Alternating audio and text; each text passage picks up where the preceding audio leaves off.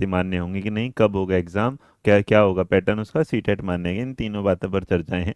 उससे पहले जो पूरी परिस्थिति है कि किस जगह कितनी खाली पोस्ट है वो यहाँ है कि हरियाणा में जो है शिक्षा मंत्री जो महिपाल टांडा जी हैं उन्होंने एक बात बोल दी कि देखो ऐसा है कि शिक्षकों के लिए रिक्त स्थान भरे जाएंगे सरकारी स्कूलों में, है ना, पदों को भरा जा रहा है। अब भरा जा रहा है तो इसका मतलब कैसे होगा?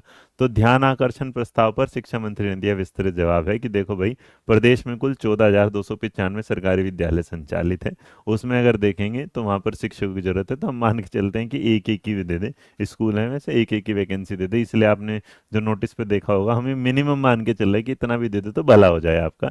वैसे एक स्कूल में एक से ज़्यादा वैकेंसी की जरूरत पड़ेगी, बट स्टिल जो सरकारी विद्यालयों की जो संख्या है, मॉडल संस्कृति 193, पीएम सिर्फ 250, वरिष्ठ माध्यमिक 2009 है, 899 उच्च विद्यालय माध्यमिक विद्यालय इतने हैं, मॉडल स्कूल इतने हैं, प्राथमिक पाठशाला 7,000 से प्लस हैं। उसके बाद लैब विद्यालय एक है, भिवानी बोर्ड का आरोही विद्यालय 36 है, तो कुल मिलाकर 14,295 है। और बीते 5 वर्षों में शिक्षक की जो है यूं की कि ये बढ़ती, मतलब कुल मिला के अगर देखा जाए तो पीआरटी में यहाँ पर जो 2020 में जीरो, 2021 में जीरो, 22 में जीरो, 23 में जीरो, 24 में जीरो, 25 में जीरो, तो बताइए क्या होगा?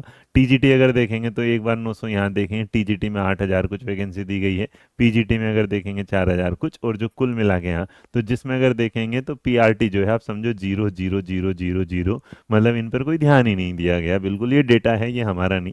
तो हम इसमें गए थे। इसके बाद ये रहा प्रतिशत, बाकी सारी चीजें बात हैं ये कि हमने 10 वर्षों में गुणात्मक शिक्षा देने के लिए उठाए कदम है। अब इन पर बात शिक्षकों की कमी दूर करने के लिए किए जा रहे प्रयास हैं। तो सारी जगह अगर देखेंगे तो हम ये मान के चलते हुए करते हैं कि भैया अगर आप 14,295 सरकारी स्कूलों में शिक्षकों के रिक्त पदों को भरने की कोशिश कर रहे हैं, तो अगर आप वहाँ एक एक भी पद भरते हैं तो हरियाणा में 14,000 वैकेंसी आना अपने आप में हाथ में बहुत बड़ी बात हो जाएगी। और इसमें एक चीज़ हो सकती है जो बाद में टर्म एंड कंडीशंस आती है, क्योंकि हरियाणा में एच टेट माना जाता है, तो जितने भी बच्चे हैं जिनका एच टेट होगा वो क्लियर। फिर एक सवाल ये भी आ जाता है तो कि जो अभी लास्ट वाला एच टेट है वो पूरा नहीं हुआ, क्योंकि उसका एग्जाम के देने का बच्चा इंतजार करे, तो कब उसका एग्जाम होगा? इससे पहले होगा, ये नए सेशन से पहले हो जाएगा ये। और तीसरी सबसे बड़ी बात की जो सी टेट होता है वो हरियाणा में मान्य नहीं था, पहले सी टेट मान्य कर दिया गया था, लेकिन अब सी टेट मान्य नहीं किया। बट जितने भी हरियाणा के हमारे बच्चे हैं जो तैयारी कर रहे हैं अपनी तैयारी में कल किसी स्पीड बढ़ा दीजिएगा, क्योंकि कब अचानक से हरियाणा के एग्जाम को लेके मेरे को हमेशा एक चीज़ रहती है कि जब भी आता है